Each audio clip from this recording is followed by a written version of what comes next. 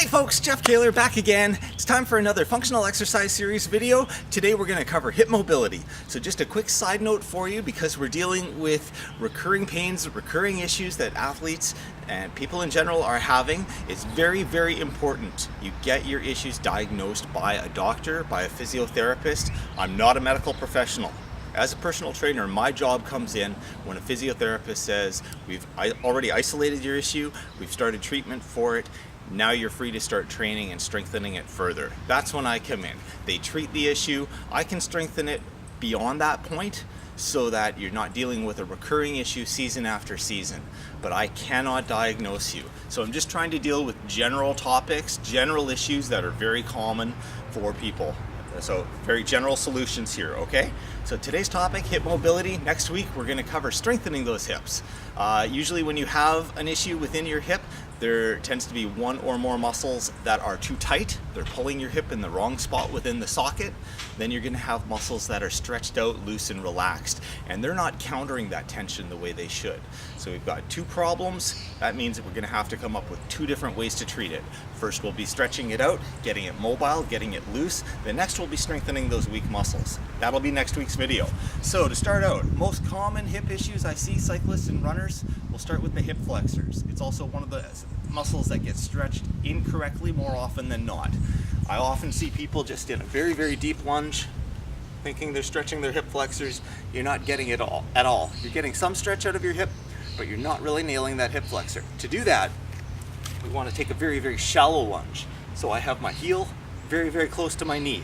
I'm going to plant my back foot, ball of the foot down, so it's not flat on the ground, it's up on that ball of the foot. We're going to pull the tailbone underneath us, so I've already created tension through those hips. I can already feel a bit of a stretch in my hip flexor here, but I've got that tailbone curled underneath, and then I just push forward a little bit.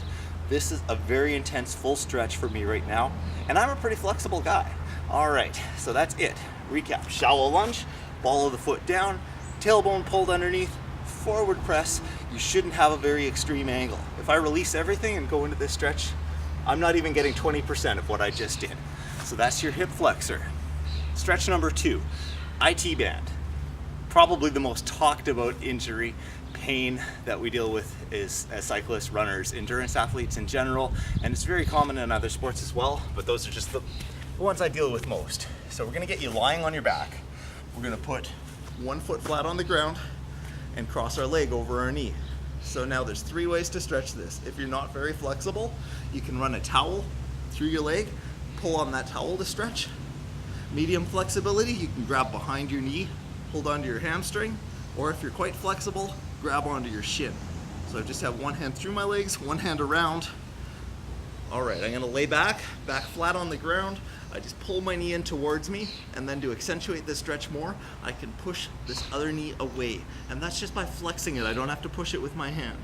So just to see from the other side, flat foot, leg crossed across the knee. You're gonna reach through, grab that shin, pull right back as I flex my left knee away from me. So I feel the stretch right through the outside of the hip here. I'm getting my IT band, my TFL, getting those hip adductors, all those muscles on the outside of the hip that constantly have to deal with rocking and adjusting through the hips. So I'm gonna wrap this up with just a quick sequence that's gonna take you through your whole range of hip mobility. Definitely do those first 2 first, because they're the most common injuries, most common issues, but a full sequence would be, we'll take a nice deep hip flexor lunge this time. So just getting the whole hip in general. All right. Hold about 15 seconds, then I want you to straighten both legs. We push the back heel right down to the ground, so you're getting a big calf stretch. Front leg is straight, and we'll do a hamstring stretch on the front leg while that back calf gets stretched right out. Again, about a 15-second pause.